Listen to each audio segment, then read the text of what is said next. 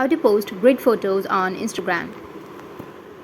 So if you want to post grid photos on your Instagram, then you can install an application which is a grid maker in order to make grid photos. Or if you don't want to install an application, you can also go with your browser or your Google, and after searching for grid maker for Instagram, here you will find a lot of websites. So you just need to simply tap on any one of these, and here you need to upload an image.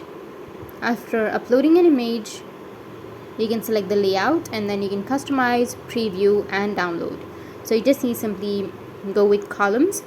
You can either go with a portrait grid format or a square grid format, and after that you need to just split and preview, and as you can see that you will have these interfaces. You can just simply tap on download, and it will start the downloading process.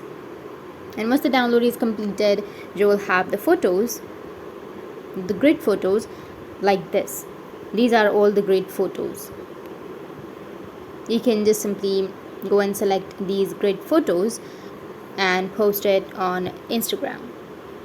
That's it, and if you have any questions, feel free to comment below. Thanks for watching.